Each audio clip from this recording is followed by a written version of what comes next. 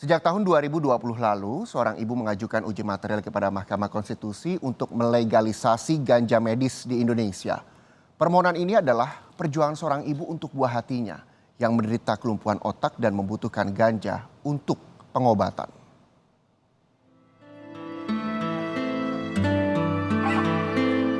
Berawal di tahun 2015, ketika sang buah hati Pika mengalami kelumpuhan otak atau cerebral palsy. Dunia Santi Warastuti berubah. Pika yang tadinya bisa berlari ceria, kini hanya bisa duduk di kereta dorong.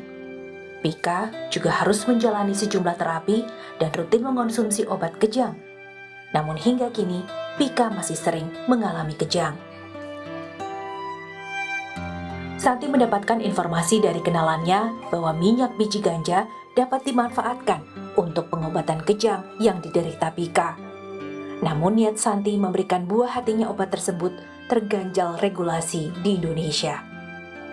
Menurut undang-undang, ganja termasuk narkotika golongan 1 yang kepemilikannya adalah perbuatan melanggar hukum. Hati Santi mencelus. Ia hanya ingin putri kecilnya tidak lagi kesakitan karena kejang. Memelihara asa, Santi dan 2 orang tua lain yang juga memiliki anak dengan kelainan otak memilih berjuang melalui jalur hukum. Pada November 2020, mereka memohon uji material atas Undang-Undang Narkotika kepada Mahkamah Konstitusi. Mereka mendorong legalisasi ganja untuk kebutuhan medis. Namun hingga hari ini, permohonan itu belum membuahkan putusan dari hakim. Kalau dibilang lelah ya. Kalau dibilang capek ya capek. Tapi kita kan memang berjuang untuk anak ya. Setiap ibu itu pasti akan berjuang untuk anaknya dengan segala kemampuannya. Ya tetap akan saya perjuangkan. Ya sampai kapanpun itu tetap saya tunggu. Saya tahu prosesnya nggak mudah. Mungkin butuh 10 tahun lagi, 20 tahun lagi. Tapi paling nggak saya sudah berusaha memberikan yang terbaik buat anak saya. Nanti pun kalau saya ditanya di sana, saya udah berusaha memberikan apa yang saya usahakan.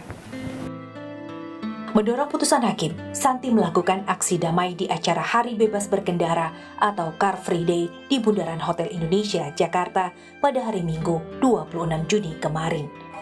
Bersama suami dan Pika, Santi membawa papan bertuliskan, "Tolong, anakku butuh ganja medis." Santi dan para pemohon legalisasi ganja medis telah mengumpulkan riset dari beberapa ahli yang menggeluti bidang pemanfaatan ganja untuk keperluan medis. Namun lebih dari itu, Santi membutuhkan dukungan dari publik atas usahanya memperjuangkan pengobatan untuk anaknya. Political will hari ini para politikus itu bila mana belum melihat ganja medis sebagai desakan, itu mungkin sebelum Ibu Santi turun ke jalan hari CFD kemarin, tapi setelah Ibu Santi turun ke jalan, terus ternyata terdapat lebih banyak simpati daripada orang yang mencela, itu kok saya rasa sebagai bukti desakan rakyat gitu loh. Rakyat ini pengen agar orang-orang seperti Bu Santi yang memiliki anak-anak seperti Pika dan Bu Santi yang lain dan Pika-Pika yang lain itu bisa memanfaatkan ganja gitu untuk pelayanan kesehatan. Di banyak negara di dunia, termasuk Indonesia, ganja adalah barang ilegal. Namun untuk keperluan medis, sejumlah negara telah melegalkannya dan yang teranyar adalah Thailand. Akar dari penyebab terjadinya penyakit ini adalah kekurangan zat, mungkin CBD, mungkin THC, ya. Disitulah kita bisa menggunakan ganja untuk membantu mengatasi penyakit ini dari akar permasalahan. Sebenarnya itu tergantung dari pengambil keputusan.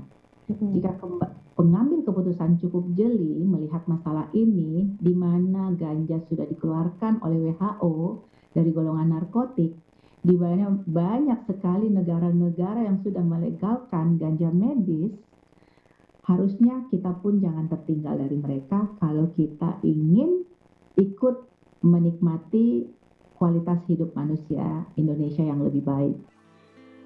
Ganja yang tidak lagi dikategorikan WHO sebagai narkotika menguatkan keyakinan Santi untuk terus memperjuangkan permohonan uji material legalisasi ganja medis kepada Mahkamah Konstitusi.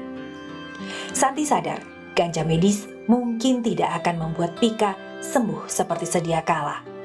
Sebagai ibu, ia hanya ingin buah hatinya tidak lagi kesakitan melawan kejang dan bisa merayakan indahnya dunia kanak-kanak. Dan demi Pika, Santi menolak menyerah. Renata Panggolo, Sultoni, Kompas TV, Jakarta.